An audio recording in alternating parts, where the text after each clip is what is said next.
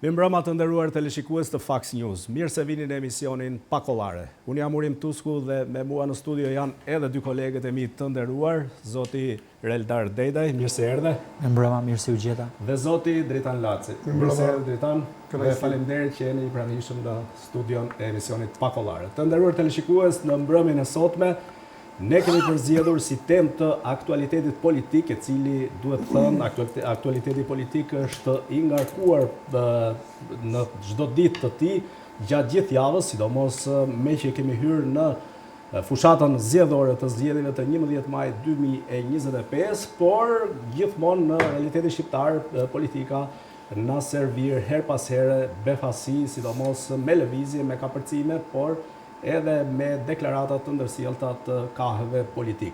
Ajo që duhet thënë në javën e fundit ose ditën e enjte më saktë ka pasur një luftë të ftohtë në thonjza, në mund ta themi, midis kryebashkiakut të kryeqytetit Erion Veliaj dhe kryeministrit Rama.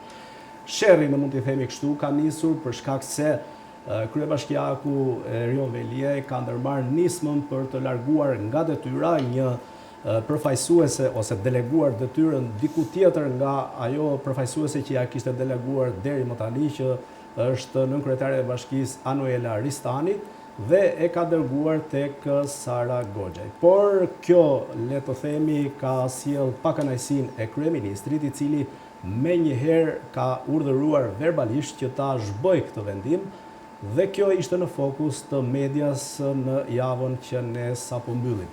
Është për të theksuar që midis kryeministrit dhe kryetarit të partisë, kryetarit bashkisë së Tiranës, zotit Veliaj, i cili ndodhet në parabugim ose në arrest për shkak se prokuroria ka vendosur të ketë një masë sigurimi për të, duket sikur ka një ftohje të marrëdhënies, por me sa duket në një rast të tillë ditën e enjte u provokua, le të themi kështu, edhe një sulm nga ana e Veliajt për shkak se filloi të ndërmerte masa të tjera që nuk i pëlqyen as pak kryeministrit. Do ta nis menjëherë me Reldarin, si të duk Reldar kjo lëvizje ose kjo, le të themi, nismë e kryebashkiakut Erion Veliaj për të zëvendësuar zëvendësen e tij, për ta deleguar pushtetin diku tjetër, ndryshe nga 14 shkurti që ja kishte deleguar Anuela Ristanit, vendosi që t'ja delegonte një përfaqësues tjetër nga Bashkia e Tiranës, ku për hir të vërtetës duhet të thënë nuk ishte as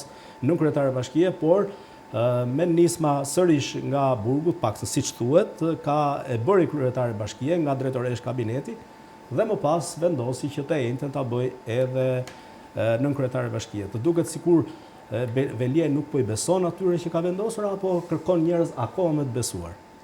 Unë mendoj që Veliaj kërkon që të mbaj pushtetin e tij, aktualisht atë pushtet që po i humbet dita ditës, aq më shumë qëndrimi i tij në paraburgim, aq më shumë po humbet edhe pushteti që ai ka, po humbasin edhe lidhjet që kishte, lidhjet e konsoliduara përgjatë gjithë këtyre viteve që kishte krijuar dhe forcuar. Veliaj me aktor të rëndësishëm si tjetës publike, tjetës politike, dhe diku edhe në margjinat e sistemit drejtësisë. Tashmë në politikë është një rregull që aq më shumë dobësohesh, aq më shumë largohen ato lidhje që ishin krijuar për shkak pushtetit që ka pasur. Ka qenë ndoshta një nga tendencat e fundit të tij ose një nga hapat e tij për t'i mbajtur këto lidhje dhe për të krijuar imazhin që është pai Erion Veliaj i fortë, që shpërndan pushtet, shpërndan të mira materiale, shpërndan akses tek individ caktuar. Prandaj me këtë gjë, me këtë mekanizëm doli, ose me këtë veprim doli në pa edhe diçka tjetër, cilët njerëzit edhe e kanë amendsuar më herët, por ndoshta nuk e kishin parë qartazi luftën ndërmjet kryeministit Rama dhe kryebashkiakut të Tiranës, zotit Erion Veliaj. është një luftë realisht, një luftë pushteti, një luftë të votash, sepse në qoftë se do të kishe vënë re më parë ato 6.000 punonjës të Bashkisë Tiranës që ishin shesh, që kishin dalë në takimin me Edi Ramën, ato janë vota, po ti llogarisësh për 4 persona janë 24.000 vota, janë pothuajse 2 mandate deputeti. Janë 12.000 punonjës të Bashkisë Tiranës. Unë po tham 6.000 që ishin aty, po 12.000, domethënë janë 3 mandate deputeti që lëvizin vetëm nga interesat e kryetarit të Bashkisë Tiranës dhe çështja është ku do shkojnë ato vota, tek kush secili i preferuar, te preferuarit e kryeministit apo të preferuarit të Velis. Sepse nuk po punojnë të dy për të njëjtin qëllim. Po pa diskutim, secili po punon për të futur në Kuvendin e Republikës së Shqipërisë njerëzit e tyre për të qenë pushtetshëm dhe për të qenë faktor edhe brenda familjes madhe siç është Partia Socialiste, por mbi gjitha edhe mbi institucionin aty ku përcaktohen politikat dhe frymëzohen politikat socialiste. Dhe mbi gjitha për të qenë një gur garancie që dikush do të ngrihet zërin për Erion Velin dhe për kryetarin e Bashkisë Tiranës, i cili për his vërtetës pozitat e tij janë totalisht brishta dhe shumë të rrezikuar. Sot në kushtet që flasim. Dritan, tu duk si nisma Alea Jakta Est Zare të hodhën nga Erion Velia, një luftë me kryeministrin Rama, apo thjesht më shumë ishte një metaforë e medias, e ne gazetarëve, se sa pati diçka reale midis tyre? Jo, unë nuk mendoj domosdoshmë që ishte një gjetje e medias në këtë rast, ka një luftë underground ose të nëndeshme, tashmë midis, por që nuk është dashje nëndeshme, sepse ka dalë në bitop, midis atij që është akoma kryetari i Bashkisë së Tiranës, Erion Veliaj, dhe kryeministrit Edi Rama, të cilët në fakt po hir vërtet edhe para se ndodhte kjo që ndodhi, pra arresti me burg i zotit Veliaj, le të themi që kishin një marrëdhënie puthadораzi me njëri tjetrin. Gjë që neve kemi parë ose kemi lexuar. Veliaj ndaj Ramës, puthadorës. Po, patjetër, por dhe një lloj ose vasaliteti. Edhe një lloj vasaliteti, po edhe një lloj përdorimi i dukshëm, ku gjithsesi le të themi që fiton në këtë lloj marrëdhënie, në këtë lloj tangoje midis të dyve. Patjetër që Veliaj në një farë mënyrë është përdorur nga Rama, është përdorur për projektin e tij për të mbajtur pushtetin, pra për të mbajtur afatgjatë pushtetin, dhe patjetër që Erion Velia ka qenë një nga gurët më kryesor që i ka shërbyer në këtë projekt, por në momentin pastaj kur vjen ajo faza domosdoshmë që ty të dorëzojnë, siç ka ndodhur për shembull zotin Velia, ose unë mendoj domosdoshmë që tashmë është e dukshme që zotin Velia e kanë dorëzuar, sepse zullumi i tij, me sa duket, ka qenë aq i madh sa që ka qenë shumë vështirë edhe për ta mbuluar më tej.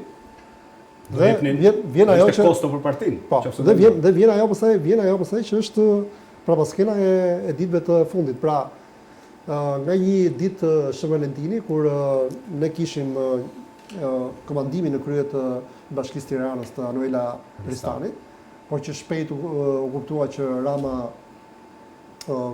shkoi dhe kapi bashkinë, domthonë pa i rënë në tokë atje, dhe sigurisht rreziku që ndjeu Veliaj që tashmë bashkia, ose gjithë ai trofej i madh që kishte, tashmë nuk ishte më në dorën e tij.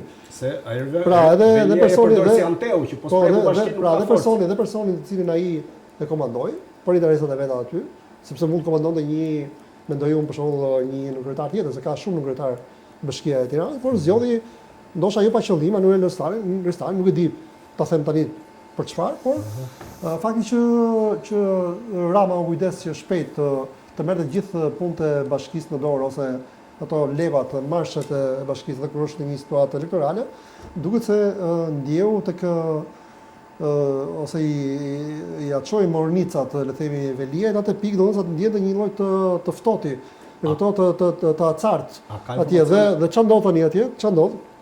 Ajo është domosdoshmë që kthehemi tek prapaskena e ditëve të fundit. Është domosdoshmë që zoti Veliaj gjithmonë duke marrë për bazë të thënat që, le të themi, qarkullojnë. Ka përdorur telefonin e një ish, ose në fakt në një efektivi policie që ishte në fugonin që transportonte zotin Veliaj nga paraburgimi, nga GKO-ja drejt paraburgimit dhe thuhet që aty ka marrë një ministër i cili nuk është një ministër i cili nuk është pa gjë, pa hiç gjë në këtë rast, ku patjetër që i ka treguar të mirat që i ka bërë këtij ministri. Nderet që i ka bërë, faktin që ai është aty pikërisht prej Veliajt, gjithë me radhë dhe që normalisht ai si lloj kundër shpërblimi. I detyroi borxhet. I detyroi borxh dhe tani dhe sot duhet patjetër që ta shpëtoj, sepse zoti Veliaj e di shumë mirë domethënë që me akuzat të cilat janë dhe po shtohen edhe në vazhdim. Mos harrojmë domethënë që nuk është prekur Mos harrojmë domethënë që nuk është prekur fare senatori i Tiranës. Pra si akuzë, nuk është akuzë e shtuar.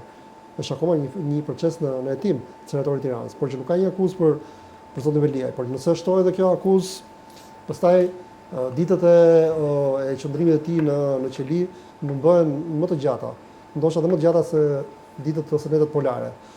Kështu që ky është dhe frika domthonjë që ndjen Veliaj dhe fakti domthonjë pse ai në ato si ai njeriu që varet që në gramat e fundit të vetë shpreh se ka të njerëz të cilët ai është njohur shumë mirë i qokave, i ndereve, dhe ta kujton kaq shpesh. Mendoj që ka qenë dhe një kurth, falë tani, sepse patjetër ndërhy.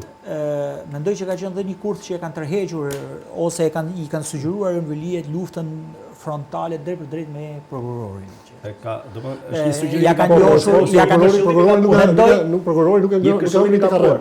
Që prokurori i çështën nuk e hangri këtë karrierë. Jo, absolutisht. Qëndroi gjithmonë. Ai mund të bënte një kallëzim ndaj Veliajt, por nuk e bëri. Po nuk e bëri, se s'do të kthente personale dhe realisht ishte shumë i këshilluar, i jep atij një modus për u këshillu profesionalisht. Prokurori u këshillu profesionalisht, Veliaj ishte një metodë, ishte një taktikë e cila mund të zhvendoste, po ishte shumë sipërfaqësore. Nuk ishte një taktikë që mund binte pre një institucion si SPAK-u. Po sipas mendimit tuaj për çfarë ka marrë këtë listë? Sepse është ajo për t'i dhënë një modus, për t'i dhënë një shkak, për t'i dhënë diçka që gjithë sulmi i Erion Velis është i proceduar në mënyrë profesionale dhe jo në thelb me akuzat dhe për të mjegulluar opinionin publik. Ai kishte gjithë drejtën. Dhe çfarë? Si mendoni? Prokurori kishte gjithë drejtën, domethënë që ka një vepër penale. Para se shkojmë aty tani. Po jo, ta them një gjë se është shumë e rëndësishme, dhe pastaj shkojmë atje. Po, ka një vepër penale atje që pastaj përket individimit apo kërcënimit të prokurorëve. Po. Por që patjetër ai prokurori shkëndetës domethënë që kjo vepër penale e cila nuk ka as në miniaturë, le të themi krahasim me tjerë, me doset e mëdha, mos përmbyste atë që ishte thelbi, sepse këta mendonin, duke qenë dhe ndjenjit të kësaj ligji që ekziston prej kohësh, jo vetëm për gjitha sistemet, mundun që ta peshkojnë prokurorin për ta futur në një luftë pak a shumë personale. Kjo është një taktikë shumë sipërfaqësore dhe unë abitëm se kush ja ka sugjeruar këtë taktikë zotit Veliaj për të mbrojtur në këtë lloj forme. Po kjo taktikë në vazhdim e kësaj logjike, taktikë ishte kjo për të zëvendësuar më këmbësin e vet, le të themi kështu aty në bashki. Kjo është apo thjesht për t'i treguar kryeministrit që amun që vendosu dhe jo ti që vjen lart e poshtë në bashki. Nga pikpamja e ligjit, nëse do merremi sepse ligjet kanë një rregullim. Jo, për çfarë bëri kanë sepse bashkia e Tiranës sot është një skenë krimi e gjitha. Dakor? Do sa më thellë gërmosh në bashkinë e Tiranës, ai shumë u përpoq fshihte gjurmë. Patjetër, është një aferë e madhe që blokon çdo lloj hetimi. Është aferë e madhe korrupsioni. Po se pengoj do kurishte vetë, si vetë. Ajo që kemi parë deri tani, pra 5D-ja, incineratori, ndoshta mund të jetë vetëm maja e asaj që e icebergut që ne dim. Por se çfarë afere të tjera korruptive ka aty dhe janë bërë në këto gjithë këto vite, e kupton, ndoshta ai mendon domosht që duke pasur një njerëz besnik aty i cili mban ato connection midis familjarëve të tij dhe se kjo është gjithë qëllimi. Unë mendoj që ai e ka bërë këtë veprim. Ka qenë dhe dakord, është njëra anë e medaljes, ana tjetër është medaljes se ku kalon barra e fajt. Nëse ai do ketë pozicionin e vet, sigurisht do mundohet të mbuloj sa më shumë probleme personale dhe ta kalojë pak a shumë barrën tek sistemi tjetër, tek pushteti tjetër siç është realisht sistemi i pushtetit qendror, siç është kryeministri Edi Rama. Unë mendoj që e ka bërë si lëvizje taktike. Sepse është prit. Njëra është kryesorja është kjo taktikës për të treguar se është ende i fuqishëm. Është ky sepse po ikin mbështetësit, për pasur rol. Kjo është arsye. Pse ekziston politikë? Po këtë pra po them. Politikë ekziston kur ke vendimarrje. Si e dikush i politikë, kur je vendimarrje, në momentin që i hik vendimarrje, ai s'është askushi dhe simpatizantët, njerëzit, aktorët, financuesit, njerëzit që e kanë mbështetur gjithë largohen sepse s'ka asgjë dorë. Ka të dhëna që i kanë vajtur njerëz, i kanë fryrë në vesh, i kanë përshpëritur dhe i kanë thënë që po merren vendime, po firmoset kjo, po firmoset ajo me këtë nënkryetaren që është tani që është de facto kryetare e bashkisë. Duke firmosur letrat. Kjo është diçka që nuk ekziston në këtë kohë, ajo nuk mund marrja se lloj vendimi përpara. Jo, shkarkim e bën. Të njerëzve të caktuar, ka pas postime të njerëzve të besuar të gjithë. Pas prefekturën e ka qeveria. Dakor, shkarkimet e gjitha i ka prefekti, nuk i ka. Jo, po flas për drejtor që janë në varësi të bashkisë. Po mirë, ja hoqë drejtor të caktuar. Pra po do të thotë që i vjen mbështetja, i vjen mbështetja. Kjo është mbështetja sa vendimarrja pra. Dhe thonë që shije ose të paktën siç thuhet lart e poshtë nga informacionet ende të pakonfirmuara që i ka lënë shije të hidhur që asnjë nga mbështetësit e tij nuk ishte në listën për zgjedhjet e Tiranës. Janë futur listat hapura. Po këtë pra po them. Listat hapura ka. Ose nuk ka në lista të mbyllura. Listat hapura ka, listat mbyllura s'ka. Që janë mbështetës de facto. Po. Ndryshe nga parlamenti i vitit 2021 që kishte mbështetë të deklaruar të zotit Velie, këtë herë nuk e di, ai u bëri përshtypje. Unë mendoj që Edi Rama duhet të ketë sondazhe shumë të kthjellta në Tiranë, pra që tregojnë që me Veliajn nuk mundet të shkojë lart në këto zgjedhje në Tiranë, në qarkun e Tiranës. Ndoshta kjo është arsyeja pse ai po përpiqet ta kap ose ta mbledh vetë në një dorë ta zbet rolin e tij. Po, ta zbet rolin e tij, ta marrë ky si kryeminist, sepse kam përshtypjen që sondazhet duhet të ketë. Jo, veprimet atë tregojnë. Nuk duhet të ketë atë. Po. Unë mendoj që zoti Rama po bën atë logjikën klasike të një pushtetari autokrat, po. Autokrat. Cila është ajo? Gjithë autokratët në thelb nuk funksionojnë as sipas parimeve, as sipas frymëve, funksionojnë sipas pikpamjes që kanë ata individualisht në raport me shtetin, në raport me qasjen dhe institucionet, në raport me gjithçka. Erion Veliaj tashmë ai e konsideron një kartë djegu për hir të vërtetës. Dhe tashmë as Erion Veliaj dhe as njerëzit e tij nuk kanë çfarë i duhen. Nuk është mjet për qëllimet e tij, Nuk është mjet për qëllimet e tij. Shkurt. Erion Veliaj nga ana tjetër e kupton këtë gjë dhe kushdo që është do ta bënte një veprim të tillë, po. Do të bënte veprimin e tij sepse është në kushte ekzistencialiste. Dhe duke qenë kushte të tilla ai po bën të pamundurën për të krijuar imazhin se Erion Veliaj është ende një aktor në lojë. Është i goditur përkohësisht, por gjërat dhe rrjedhja dhe angjarë mund të ndryshojnë. Kjo është një luftë që çdo njeri, çdo individ e bën këtë gjë dhe madje shpresa vdes e fundit dhe kur je ndoshta në kushtet më ekzistenciale, edhe ku ke gjithë fatet e botës kundra, edhe të gjitha letrat i ke kundra dhe gjitha kartat dhe as ka ngelur asnjë dominant dorë, është shpresa ajo çfarë bën lojë. Ai që po flitet është. Dhe po bën tentativen e tij dhe ishte një tentativë për treguar që është një aktor. Ai që po flitet që ngjelet akoma një përfolje sepse sa kohë që ne nuk kemi diçka të shkruar e bardha mbi të zezë dhe do flasim gjithmonë në a priori. Në rast është domthonjë që zoti Veliaj gjatë komunikimeve të tij në paraburgime me celularin të cilin e ka marrë nga një punonjës i paraburgimit ka atakuar kryeministrin Rama. Dhe kjo me sa duket sigurisht ka shkuar në vesh aty. Patjetër. Dhe kjo sigurisht gjitha këto përgjime, patjetër që besoj që po patjetër dhe por nuk e ka atakuar thjesht për faktin që ai nuk po ndihmon, por duhet të folur diçka ndoshta më shumë se ç'duhet. Nga një burim që sot, domethënë pak sot para ditën e kësaj shtune, unë mësova nga një burim, do të thamë serioz, nuk është burim, që zoti Veliaj jo vetëm ka përmend Ramën, po kjo ngelet në realisht ta themi për kuadër, ngelet në kuadër të një thashë themi, se unë vetë materialin nuk e kam parë, nga një burim, po thami i cili unë e konsideroj serioz dhe është ndjenjë të procesit të zotit Veliaj dhe madje është dhe deri diku është dhe denoncuesi kësaj gjë. Më tha që në dosje, në përgjigje ekzistojnë përmendën edhe emra gazetarësh, realisht gazetarëve shumë të njohur, Por Që jo ka pas vetëm zhgënjime pa ndaj diskutim tyre. dhe miqve ti, cilët Velia i ka bërë një cop rrugë Arbër Mazniku, Arbër Maznikut, një nga këta një që e nga ka këta dhe përmendur, Arbër që është dhe Mazniku. ministër në Por që kabinetin janë disa qeverisor. njerëz cilët Velia i pretendonte që në këtë ditë që është në ditën më hall zezë të tij. në hall të madh. Ndërkohë që ata nuk kanë hapur qoftë një, po. Do ta mbështesin pakmën edhe publikisht. Sepse mbrojtja do të themi edhe një gjë, Eren Velia është investuar shumë në krijimin e Se pas imazhit. ka parë filmin Vdekja e Kalit, Në krijimin e imazhit është s'ka nevojë pse të shohim Jo, që filmin të largohen Vdekja e të Kalit. gjithë kur- Ai vjen nga një parti që grupet armiqësore grupet eliminohen si armiqësore nervasere. u shkatronin totalisht dhe s'ka e di shumë mirë këtë gjë, nuk ka pse të shohim Ndërsa Vdekja e Kalit. Atëherë ishte për shkak të ideologjisë, tani eliminon korrupsioni brenda asaj partie. Është Grupet, një thelb ideologjia Jo, ideologjia me korrupsion është gjë tjetër. janë krejtësisht ndryshme, po ideologjia në atë Atëherë kohë shkelin vjen në ideologjike. atë kohë thjesht ishte një vello e holl që i lëshohi grackave Se të atëherë shtetit. interesa ishte. Sa atëherë vetëm interesa ishte gjithmonë. Po, pavarësisht se vishin me velon Vetëm ideologjike. sistemet demokratike pranojnë konstruksionin ligjor, shtetit ligjor. Pjesa tjetër është vetëm një mbulim për të mbajtur interesat e Unë pushtetit. vëre kolegë të nderuar. Por ajo çfarë më fal që doja të thoja, pra Veliaj tashmë duket sikur është i tradhtuar nga të gjithë miqtë e tij, rrugtimit të tij, nga gjithë njerëzit që ka bashkëpunuar. Unë do të them vetëm diçka. Nuk ka politikan dhe një njeri drejtues institucionesh, dhe ai ka qenë shumë i rëndësishëm për postën që ka pasur, që ka sponsorizuar më shumë në ngritjen e figurave ose edhe në krijimin e imazhit të tij.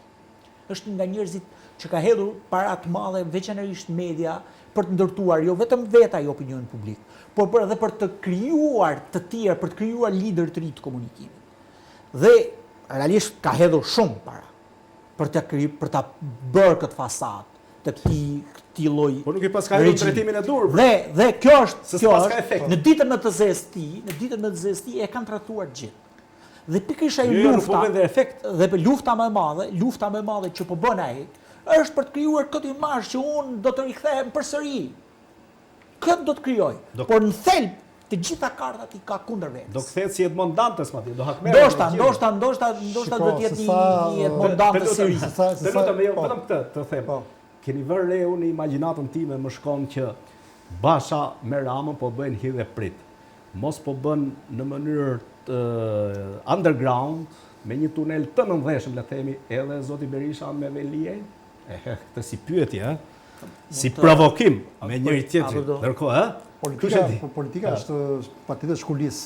Dhe unë nuk as nuk mundem ta përjashtoj këtë gjë, kupton, kanalet underground të komunikimit të gjitha interesa që përkojnë, se këtë po lexoj. Duke pasur parasysh edhe rastin e Abetajt, i cili tashmë ka gjetur një dritare atje e cila në fakt është dritarja e doktorit, nga aty ku gjua tashmë atë dikur ishte nga frëngjia e doktorit godet shefin e tij. Kryetarin e organizatës, siç e quajnë. Dhe nga ajo kutia aty i nxjerr gishtin jashtë shefit dhe ja drejton patjetër që një kulisë e tillë midis mund ta mençoj. Mund ta mençoj. Nuk është pa, do ishte shumë naivitet, që në politikë mos ekzistonte një gjë e tillë.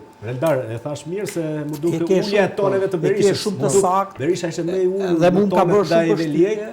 Edhe nuk mund të na lejoj ne si gazetarë të vjetër që mos ta hamencojmë një gjë të tillë. Zoti Berisha është shumë komod për ta shfrytzuar këtë situatë. Madje hamencoj, dhe ja ku e them publikisht që në perspektivë në të ardhmen në ditën e vijim do të shihni befasi. Po jo, është pranueshme se është politikë, kjo është politika. Për shkak se ju përkon interesa. Ku ta gjej Berisha? Ku ta gjej Berisha që të godasi kryeministrin shqiptar dhe njerëz të rëndësishëm të kësaj mazhorancë socialiste nëpërmjet zotit Veliaj.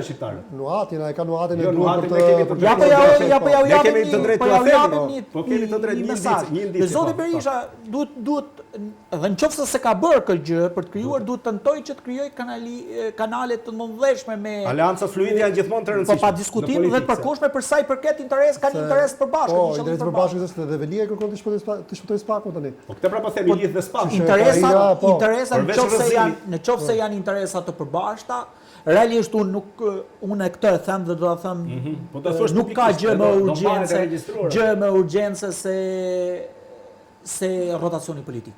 Me gjitha kushtet që janë. Unë e shoh në jetesë, e shoh tek miqtë e mi, e shoh tek vetja, e shoh tek gjithë njerëzit që më rrethon, rrethi familjar që më rrethon. Unë nuk mashtrohem nga lale lulet që bëjnë edicionet informative, nga lale lulet që bëhet këtu. Realiteti është shumë i zymë për hir të vërtetës dhe kjo qeverisje e ka mbyll ciklin e saj.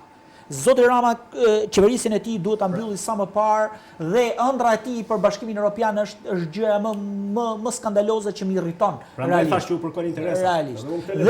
Dhe zoti Berisha duhet bëhet pamundër duke qenë lider tashmë i opozitës dhe nuk e kemi emëruar ne. E kanë emëruar demokratë. Që ta marrë dhe ta përdori këtë gjë për t'i dhënë zgjidhje kësaj situate. Do shkojmë në një hapësirë publicitare të nderuar teleshikues dhe rikthehemi vetëm pas pak këtu në studio.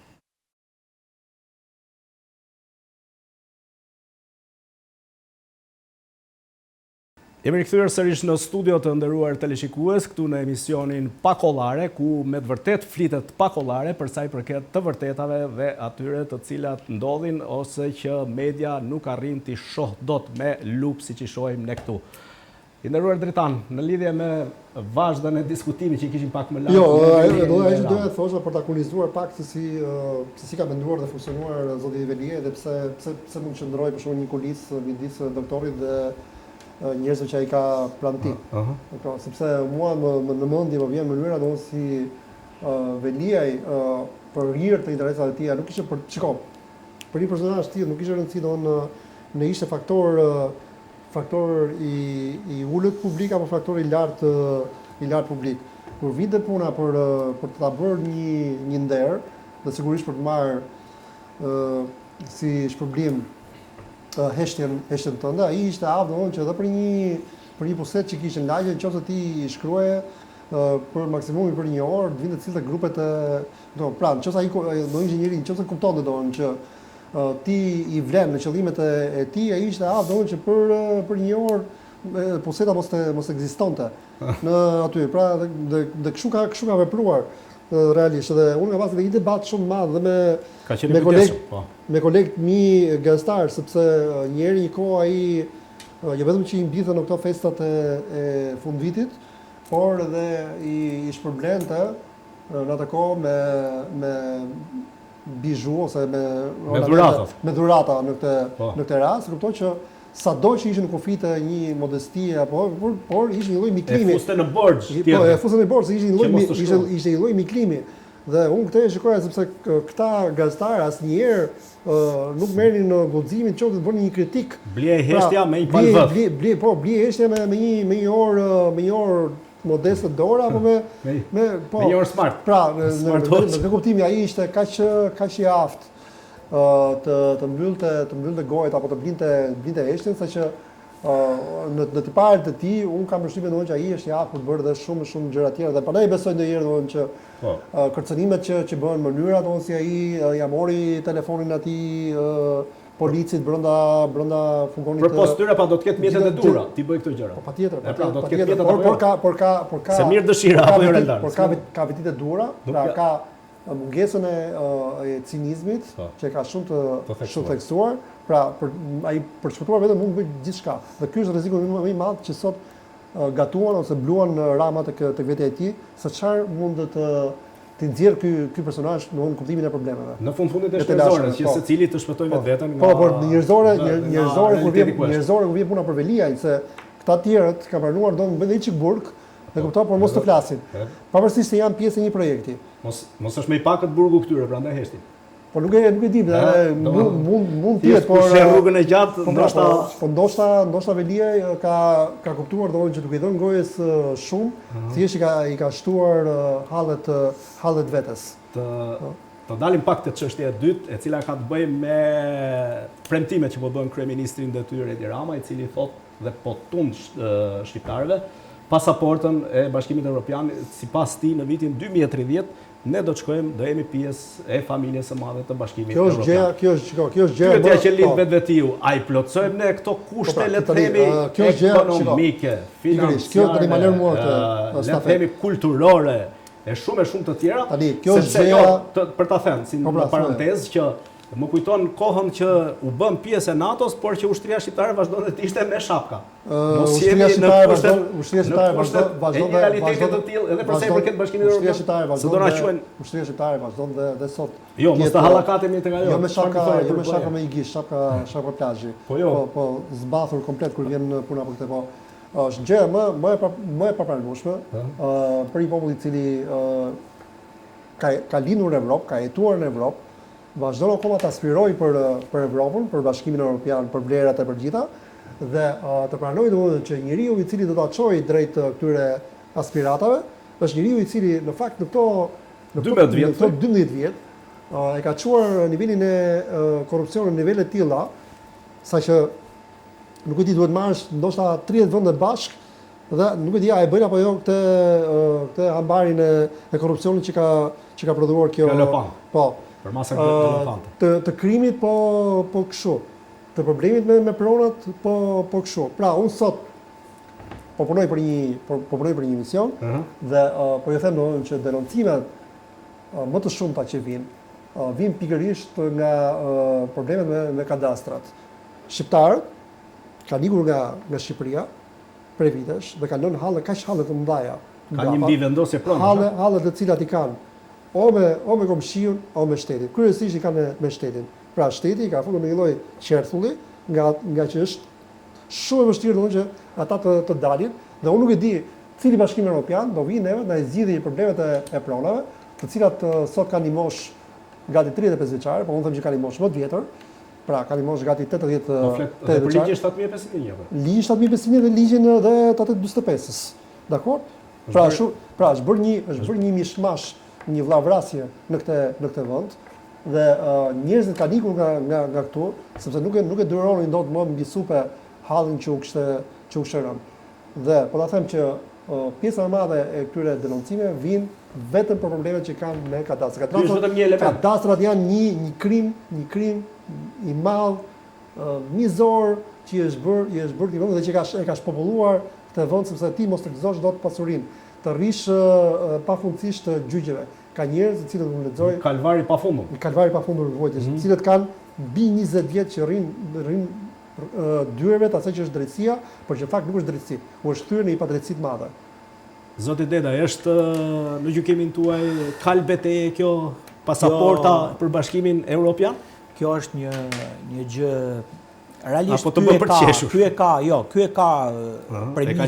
ky e ka premis kryesore këtë. Dhe beson realisht që Shqipëria mund të jetë pjesë e Bashkimit Evropian në 2030 dhe kali betejës ti është ose ky do ta mbylli jetën politike ti me këtë lloj angazhimi të Shqipërisë në Bashkimin Evropian. Por duhet të themi diçka. Edhe mund të realizohet sepse bashkimi geostrategjike. Por kjo nuk është merit e këtij kryeministri. Në qoftë se ndodh. Jo. Është për shkak konjunkturave të kohës që ka Unioni ndaj vendeve si Shqipëria, vend i vogël i cili është në korrent dhe ka interes që ta ketë në gjirin e saj, por jo se Shqipëria ka standarde. Unë po them vetëm diçka. Ja këtë duhet të flasim për standardet që ka Shqipëria. Po të shohësh prodhimin e brendshëm. Kryesisht GDP-n, po. Jo si statistikë, por prodhimin e brendshëm marrim sektorin e bujqësisë. Shqipëria është jashtë çdo lloj standardi të imagjinuar evropian. Dhe nuk konkuron dot bujqësia jonë, se po e lidh edhe me ligjin që bëri ky për pronat. Ne s'kemi zgjidhur sepse nuk kemi zgjidhur herë tokën bujqësore. Ne kemi të copëzuar tokën bujqësore. Dhe pa arsye kohës, historisë kohës, ne kemi të copëzuar, nuk kemi ne mundësi konkurenciale me tregun evropian, madje as me tregun rajonal. Janë munduar dikur, se unë kam pas punu dikur një... Ushtërëmërua dhe koncepti kooperativës? Kam pas punu dikur, ja këtu do dilja dikur në një revistë që u merrshim me industrinë e industrinë ushqimore. Po. Dhe pa shku për intervistuar një të Ministrisë Bujqësisë dhe aty, në moment gjatë bisedës ta kemi ranë hallo zotëri, pse?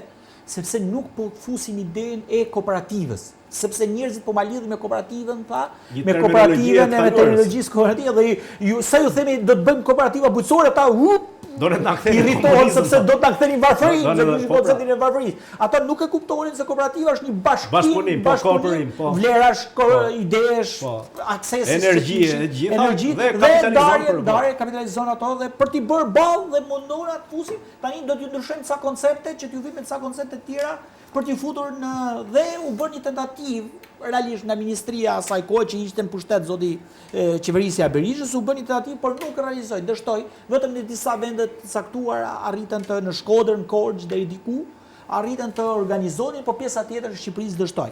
Një kjo është ana konkrete, është ajo çfarë shohim terren. Dy, që shumë problematike dhe nuk e thot askush qartë azi. Gjithë këta oligarkët që i konsiderojnë oligarkë, se ne po i marrim si biznesmen, të gjithë këta, po t'i shohësh një pjesa më e madhe e këtyre, janë në biznesin e shërbimeve. Jo prodhimit.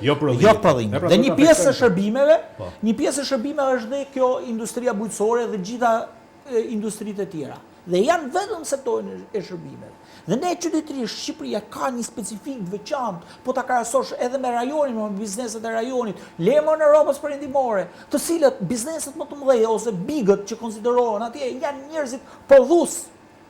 Përveç Amerika që ka elementet e kreativitetit, që janë teknologjia. Pjesa tjetër, Europa, biznesmenët të mëdhenj janë gjithë prodhimit. Marrësh industrinë e rëndë, të marrësh bujqësi, të marrësh por kudo janë sektor prodhimit ose dhe ku janë në sektorin e shërbimeve kanë përfunduar ciklin. Çfarë do thotë? Kanë filluar deri tek aja që është prodhimi dhe pastaj fillon shërbimi i pranë rrjetin gjithë. Nëse kemi supermarketet më të mëdha, të paktën 4-5 produkte të tyre, ato i prodhojnë. Në Francë, po të marrësh Francë. Me këto standarde ne kemi një gjë, biznesi i madh. Biznesi ne që konsiderojmë biznesi i madh, i cili ka interes që të vazhdojnë me importet, sepse ata kanë mbytur edhe prodhimin brendshëm. Po kur përmend? E dini ju, për shembull, që portokallat, mandarinat, spesat, domatet, po e mbysin këta më. Sepse kanë bërë çdo politikë që shkon kundra bujkut shqiptar. Kundra prodhimit vende, nuk favorizon asgjë për prodhimin e vet. Pse? Sepse gjithmonë biznesi i tyre si importi është biznesi më perfekt. Dhe e dyta, është ulur euro, prit se nuk është statistikë këtu. Po kur thotë që do përfitojnë 1 miliard euro në vit. Euro është ulur zotri. Euro, nëse euro ka qenë 1300 më parë, sot është ulur poshtë 1000 lekësh. Po. Si ka mundësi që ne çmimet i kemi 3 fish më shumë se sa Italia. Dhe rrogat më tulta. Se sa Italia, dhe rrogat i kemi qesharake, po ne kemi produktet e shportës i kemi 2 fish, nuk po tham 3 fish, 2 fish më lart se Italia zotri. Kur euro ka rënë, ne a bëjmë import. A janë të importuara këto produkte zotri? Euro ka rënë, si nuk lëviz çmimi. Ai që thotë të vërtetën do marr parasipër dhe barrën urrëti si ka ti të vërtetë. Dhe ne që do thotë që shkatrimi i kësaj skeme, se kjo është skem korrupsioni zotri. Kjo nuk është skem biznesi. Jo, këta kujtojnë se kjo është skem korrupsioni. Shkatrimi i kësaj skeme do thotë që të bjerë i gjithë ky sistem ekonomik që ka ndërtuar këta. Shiko, Rendar, ka një gjë. Tu është problemi. Në vitin 2013, unë mendoj që ishin në zgjedhjet e para dhe të fundit që ishin le të themi në demokratike ose të pranueshme. Dakor? Pra, Berisha utëroi kuptimin që nuk i futi duar tek zgjedhjet. Rama mendoi që zgjedhjet i fitoi në mënyrë të ndershme, por projekti në vend që pritur nga shqiptarët që projekti në vend që të vazhdonte, pra zgjedhjet e ardhshme të ishin dhe më demokratike dhe më të tjera, përkundërzi u kthye në një projekt, e kupton? Ne e dim shumë mirë me kanabisin e gjitha me radhë, pra merre me qendrimin pushtet. Po, merre e dim dhe me dosjen e Dibrës e gjitha me radhë. Dhe bëhet tërmet. Po pra, bëhet tërmet dhe sot që ne flasim, pra mbas 12 vitesh pushtet dhe pritshmëria jonë për çfarë do krenohet pas 12 vitesh. Nuk është puna me çka krenoj. Nuk është puna me çka krenoj. Edhe një urim, nuk është puna me çka krenoj. Një problem të zgjedhur. Më fal, urim, nuk është puna me çka krenoj. Puna është domthonë neve nuk kemi anë demokracisë. Zgjedhjet lira. Pra, neve akoma shkojmë në trukasin e dyert e qytetarëve. Atje ose duke I kërcënuar me vendin e punës, ose duke i bler. Edhe shkruar sistem kjo. Po shkruar sistem pra. Çmontohet dot. Pra, si mund të aspirosh ti të shkosh në Bashkimin Evropian ku ti nuk e hequr dorë akoma në këtë lloj miskinitetesh. E kupton? Të cilat që i shohin për ditë dhe nevoja për ta mbajtur. Edhe Kosova, dhe deri te Kosova nuk jemi. Nevoja deri te Kosova, nevoja pra realizimin e zgjedhjeve. Në momentin që liderët në Shqipëri nuk heqin dorë nga ideja për të mbajtur pushtetin me çdo lloj mënyre. Si do na pranojë Europa? Shqipëria nuk ka për të shkuar. Vetëm po na pranoj për arsye geostrategjike. Nëse do shkoj për konjunkturë. Edhe nëse do shkoj për konjunkturë, ne do jemi gjithmonë do jemi delja ose çingiet e Evropës ose delja e zezë e Evropës. Këto sepse nuk ka sens është një gjë. Ose në ato sofa të madhe ne do shkojmë shumë ka ca indikator. Nuk mundesh ti të jesh një komb. Se duke thënë këto të vërteta mund të marrim urrëtin e njerëzve se duan të gjejnë gjëra të tjera.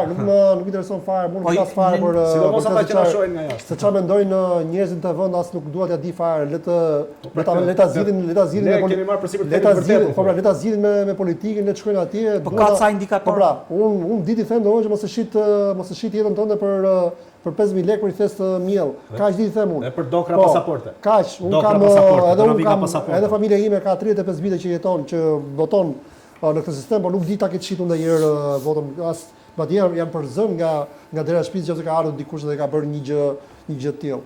Se çfarë bën ky popull sa është historia e tij, por që mos ta humbasim logjikën, nuk mundemi ne të shkojmë në Evropë, pra dhe të na çojnë neve një kryeminist i cili në fakt janë ngritur sistem të gjë. Mos e hani sapunin për djath, po. S'do të na besoj njëri. Mos e hani miellin për 4 vjet për 50.000 lekë, i them unë. Po ja them ndryshe tani. Po pra, mos e hani thesin e miellit që kushton 50.000 lekë, nuk e di sa ka shkuar tani për 4 vite. Nëse se kuptojmë sa i kështu është histori tjetër. Sepse ne prap te kryeministri, pavarësisht se dukemi shumë kritik ndaj tij, por që nuk ka bërë sa ka që nuk organizon konferenca për shtyp me gazetarët. Po pse do të organizojë? Jo, po thjesht për të bërë këto pyetje, që gazetarët të bëjnë pyetje të kualifikuara. Ai mediave o dëgjoj. Të bëhen pyetje të kualifikuara. Jo, e them, nuk e di. Si të Ondra etika që të bëhet gazetar. Ai është kryedaktor i gjithë mediave dhe drejtori i informacionit i gjithë mediave në Shqipëri. Këto e mbroj me çdo përveç hiç dy media që janë opozitare, pjesa tjetër është drejtor i përgjithshëm i gjithë mediave. Nuk arrin ta përmbushin detyrën ato episode të skesi për bës detyrën më zotëri. Si nuk e përmbush detyrën ndaj transparencës ndaj publikut. E përmbushin apo jo? E përmbushin apo jo? Pse kë ngul kot? Ku ka media në Shqipëri, media kështu, media që do të thotë të jetë në këtë lloj forme që do të jetë thuti, media duhet të ketë sistemin ekonomik, duhet të jetë krejtësisht e pavarur ekonomikisht. Pronarët e mediave i kanë ndërtim gjithë. Nëse si kanë ndërtim i kanë në pasuritë natyrore. I mbyllet rubineti, Po ç'i flet i mbyllet rubineti, ku do i marrin paratë? Atëherë jelim te Bashkimi Evropian. Po lera media kok, media. Jelim te premtimi i Bashkimit Evropian. Po ishte media në Shqipëri këtë lloj niveli do kishte ti. Këtu pushteti qendror përcaktonte tortën e reklamave. Po gjithçka. Pra nëse ti si jemi nuk merr reklama. Statistikisht 4 familje në Shqipëri kontrollojnë gjithë. Po na pranon BE me këto standarde kaq të. As ligjin e mediave s'ta pranon kështu. I pranon apo jo? As jemi realistë, do të jemi të sinqertë. Rruga ja themi ato të vërtetë.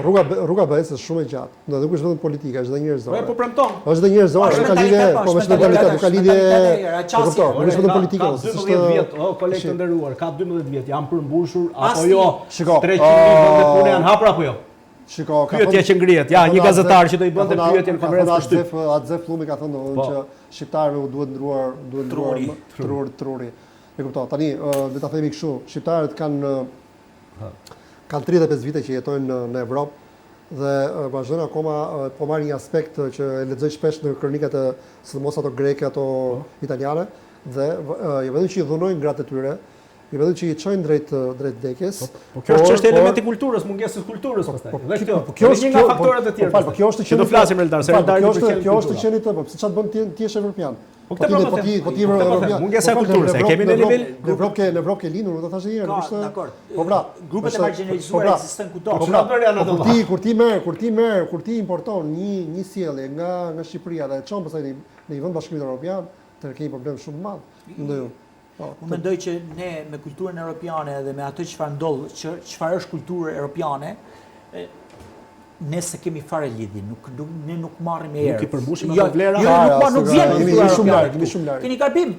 Nuk vjen. Unë shoh Tani na vjen damka anti-shqiptar. Dëgjoj, shoh ca njerëz, po jo ajo. Nuk më plas fare Nuk është kjo ke gabim e transformove gabim. Jo, se transformova, thash çfarë percepton tjetri për te. Prit. Po jo, po i them vërtet. Ajo çfarë janë ngjarje kulturore.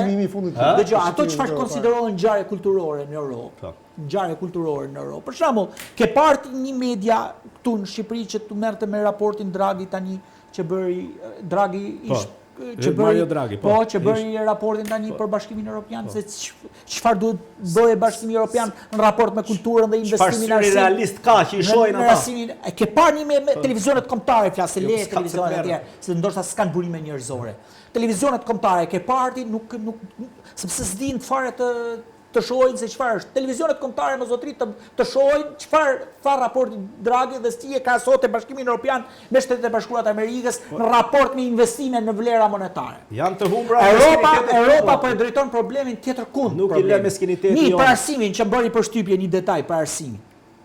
Arsimi thotë nuk është një element I cili ku ne duhet investojmë dhe I shqojmë të rritë të investimin dhe mbarmore një diplomë dhe e mbyllë hajt kalo dhe je I arsimuar. Arsimi dhe investimi në arsim dhe qasja jonë mbi kulturën e arsimuarit është një proces që zgjat tërë jetën. Sakt. Ne nuk mund ndërtojmë ti bushim të rritë, thotë t'ju japim një diplomë dhe me atë diplomë ti themi se ti ke dali kualifikuar në tregun e punës. Jo zotëri.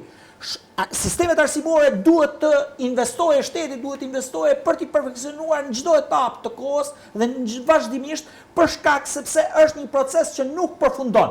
Dhe studentëve të rinjve të njerëzve, çdo qytetar evropian duhet t'i themi se është që ti je I mirë kualifikuar në treg, sistemi jot I të arsimuarit nuk duhet përfundohej kurrë. Është një çështje standardi, nuk është çështje vetëm ekonomike. Është çështje kulture. Pa diskutim. Vendet e gjirit arabisë, çfarë janë ato? Pse votojnë ose vrapojnë gjithë të shkojnë në Londër, të shkojnë në vendet Po pa diskutim sepse mentaliteti standardi tjetër, nuk është çështje ekonomie. Ja morëm tanit, ta flasim tanit. Teatrin, librin, debatin për librin, debati për kulturën, nuk vjen fare këtu. Mos ja ndërpresim. Nuk ka lidhje fare, nuk shumë larg. Ne na vjen ca kabare. Shiko, ka një problem shumë të madh, sepse ne atë që ishte kanali I komunikimit me Evropën për fat keq, me pushtimin Osman pothuajse u ndërpre. Mbas 1506, 1507 që Pra, le ta themi kështu, rruga e purpurt e Unufrit e gjithë tjerëve, domethënë të cilët sollën një ide të reja të pikturës ose të freskeve të Evropës, u pre në mes. Ndërsa Evropa pati një lloj komunikimi të pashkëputur midis tyre, pra Franca, Gjermania, Italia dhe shumë Çekia e gjithë dhe vazhduan këtë për shekuj me radhë. Pra pati një lloj shkëmbimi kulturor midis aty që ishin letrarëve të kohës, muzikantë, të gjitha përfatkeqësisht ne humbëm këtë dava. Ne u bëm bishti I perandorisë Osmanit. Ne vetëm që humbëm këtë dava. Por dole pastaj kaluam në ai që ishte rendi feudal. Në 45-ën pastaj u filloi krijimi I Jo ra perde herkut, prapë na ra keq. Filloi krijimi perde herkut na la në pjesën lindore. Filloi ai që ishte krijimi I njeriu të ri. Mbas 90-s patëm një lloj shturje në kuptimin edhe të elementeve kulturor, morale, gjithë dhe janë stacione të cilat një shoqëri që s'ka kaluar urbanizim fare. Dhe janë stacione që neve I kemi humbur për hir të vërtetës.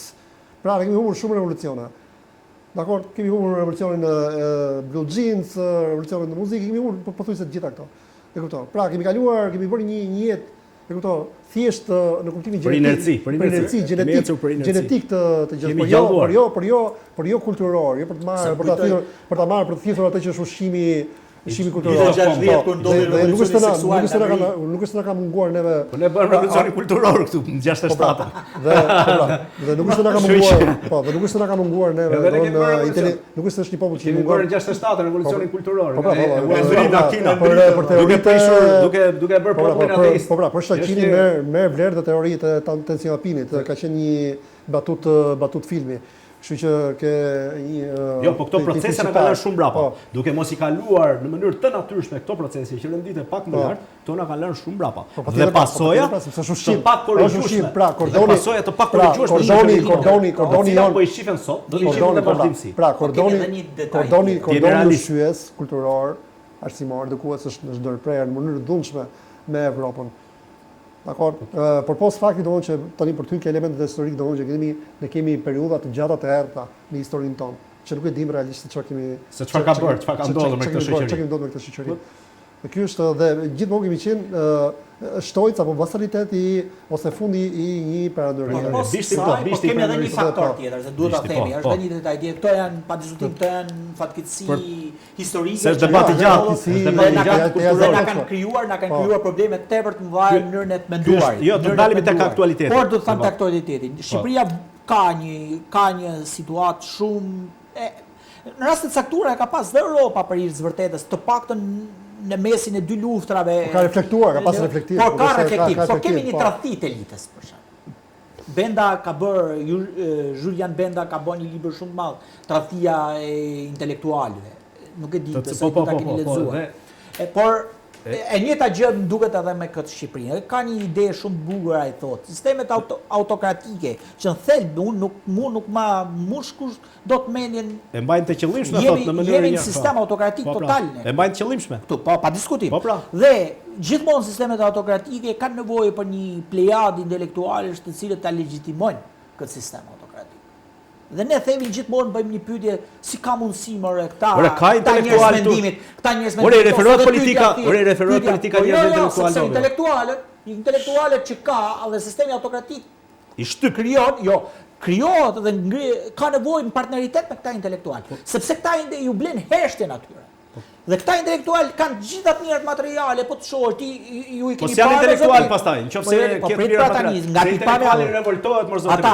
Intelektuali revoltohet nga padrejtia. Ky është termi literal, ky është çësia që ka shoqëria revoltohet. Po, por ne kemi bler regjimi autoritar i ka bler. I themi intelektual njëri që ka marrë. Ju e mbani mend ku dilshin Artan Lame, ky shkreli e tjetër dhe dilshin për kanxhellat në mozaik në gjë. Kanxhellat e komunist e presidencës. Po kthej. Kanxhellat e presidencës këto. E zgjatën pa. Se po të marrë emra të se janë emblematika ajo protesta, domethënë dolën dhe bën protestë, atë. Se po hiqen. Sa u futën pastaj në sjellën kemi mbritur në fund. Momentin që u futën sistemin në sjelljen e pushtetit, e qeverisjes, nuk ndodhin. U shkatru Butrin ti, imagjinojnë kod Berishës të bëjë investim Butrin. Ja çfarë bën gjesti. Çfarë do kishin bërë? Ja çfarë relativizimi i bën gjestit intelektualit edhe kur bën qendrime nga këta individ të tillë, të cilët bëjnë veprime që bien në kundërshtim pastaj me nuk kanë qenë as pak parimor, por kanë qenë thjesht të njanshëm në gjykimin e tyre.